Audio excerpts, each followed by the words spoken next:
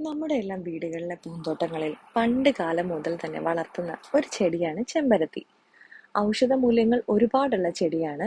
അതിന്റെ ഇലയും പൂവും താളിയായും ഷാമ്പു ഉണ്ടാക്കിയും എല്ലാം നമ്മൾ എല്ലാവരും ചെയ്യാറുണ്ടല്ലേ. എന്നാൽ ചെമ്പരത്തി ചെടി നടുമ്പോൾ വീടിന്റെ ഈ ഒരു ഭാഗം നോക്കി നടുകയാണെങ്കിൽ വീടിന് ഐശ്വര്യവും സമ്പൽ സമൃദ്ധിയും വരുമെന്ന കാര്യത്തിൽ ഒരു സംശയവും വേണ്ട കേട്ടോ. വാസ്തുപരമായും ദൈവിക വിശ്വാസങ്ങളാലും ചെമ്പരത്തിപ്പൂവ് വളരെയധികം ബന്ധപ്പെട്ട് കിടക്കുന്നുണ്ട്.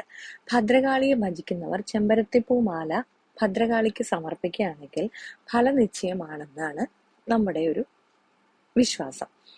ചെമ്പരത്തിപ്പൂ പല നിറങ്ങളിൽ കാണപ്പെടാറുണ്ട്. എങ്കിലും ഭദ്രകാളിക്ക് സമർപ്പിക്കാൻ ചുവന്ന പൂ തന്നെ നോക്കി തെരഞ്ഞെടുക്കേണ്ടതായുണ്ട്. വീടിന്റെ ദർശനം നോക്കിയാണ് ചെടി എവിടെ നടണമെന്ന് നിശ്ചയിക്കേണ്ടത്. ദർശനം എന്നതുകൊണ്ട് ഉദ്ദേശിക്കുന്നത് വീടിന്റെ പ്രധാന വാതിൽ നിലനിൽക്കുന്ന ദിശയാണ് കേട്ടോ.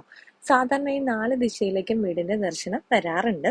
എന്നാൽ കിഴക്ക് ദിശയിലേക്കാണ് വീടിന്റെ ദർശനം വരുന്നതെങ്കിൽ വാതിലിന്റെ വലതുഭാഗത്ത് വരുന്ന രീതിയിൽ വേണം ചെമ്പരത്തി ചെടി നട്ടുകൊടുക്കാൻ. അതായത് ദിശ പറയുകയാണെങ്കിൽ തെക്ക് കിഴക്ക് ദിശയിലായി ചെടി നടാവുന്നതാണ്. അതേസമയം വടക്ക് ഭാഗത്തേക്കാണ് വീടിന്റെ ദർശനം വരുന്നതെങ്കിൽ വടക്ക് പടിഞ്ഞാറ് മൂലയോട് ചേർന്ന് ചെമ്പരത്തി ചെടി നടാവുന്നതാണ്. വീടിന്റെ ദർശനം തെക്ക് ഭാഗത്തേക്കാണ് നൽകിയിട്ടുള്ളതെങ്കിൽ തെക്ക് പടിഞ്ഞാറ് മൂലയിൽ ചെമ്പരത്തി നടാം.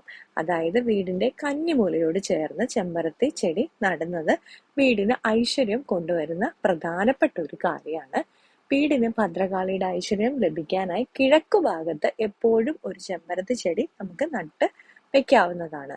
ഇത്തരത്തിൽ ചെമ്പരത്തി നിൽക്കുന്ന വീട്ടിലെ ദിശ നോക്കി എത്രമാത്രം ദൈവാനുഗ്രഹം നിങ്ങൾക്കുണ്ട് എന്ന് തന്നെ നമുക്ക് മനസ്സിലാക്കാനും പറ്റും.